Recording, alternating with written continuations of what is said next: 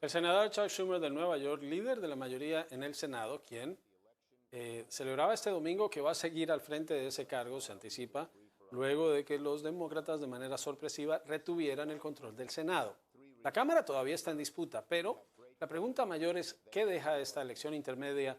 ¿Qué mensajes y cómo se debe interpretar? Nos acompaña Santiago Cantón, es el director del Programa de Estado de Derecho del Diálogo Interamericano y fue secretario ejecutivo de la Comisión Interamericana de Derechos Humanos. Santiago, gracias por acompañarnos. Hemos hablado sobre la fragilidad de la que se dice está la democracia estadounidense. Hasta ahora, ¿qué lecciones dejan estos comicios intermedios? Sí, ¿qué tal? Buenas tardes, Juan Carlos. Yo creo que hay tres titulares que me gustaría mencionar. En primer lugar, el triunfo de la democracia. En segundo lugar, el triunfo del centro político.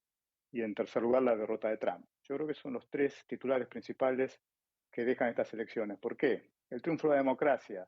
Hace un par de años estábamos viviendo una etapa muy triste para la democracia de Estados Unidos y que afectaba a muchos países del mundo, que era el intento de toma del Congreso y con posterioridad toda esa campaña que se hizo para que no se acepte el resultado de las elecciones de manera claramente antidemocrática.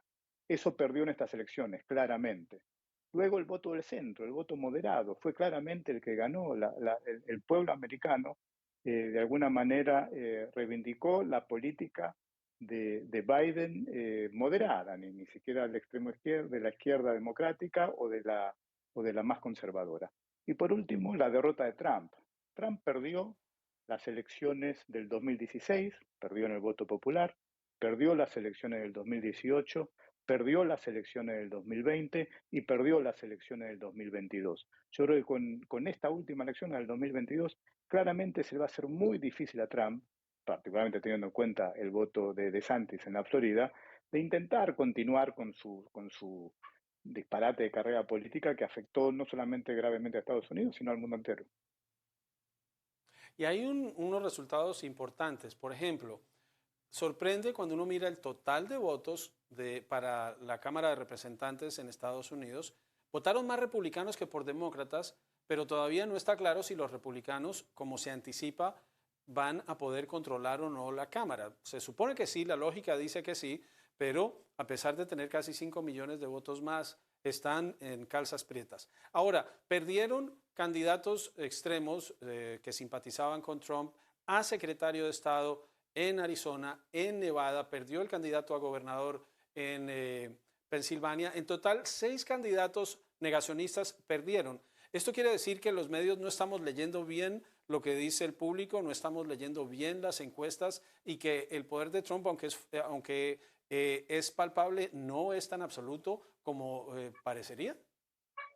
Bueno, aquí nos metemos en un tema complicado, Juan Carlos. No creo que los medios estén leyendo mal. Yo creo que en primer lugar, en las últimas elecciones de los últimos años en el mundo entero, el tema de las encuestas ha sido bastante complicado, como muy bien lo sabes. Ahora, eso es mucho más complicado aún en una elección de medio término para la Cámara de Representantes. No tanto en el Senado, donde las encuestas no estuvieron tan equivocadas, pero sí para la Cámara de Representantes. Pero eso no es tan anormal.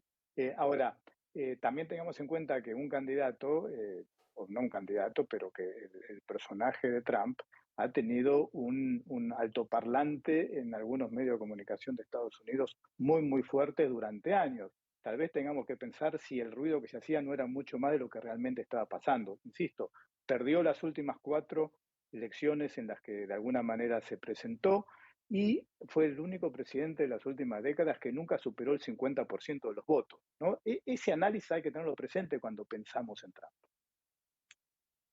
Y tal vez unas elecciones en las que no necesariamente quien gana más votos obtiene la presidencia. Lo vimos, le ocurrió a Al Gore, le ocurrió a la misma Hillary Clinton y ahora vemos, decía, son 4 elecciones en las que parece Correcto. ya haber una erosión en ese poder de Donald Trump. ¿Cómo ves lo que viene porque comienza la elección presidencial, se anticipa un anuncio de Trump mañana ya con rivales fuertes, pero el mensaje en que por lo menos el proceso electoral no quedó en manos de quienes negaron el proceso dice que los votantes estaban poniendo atención?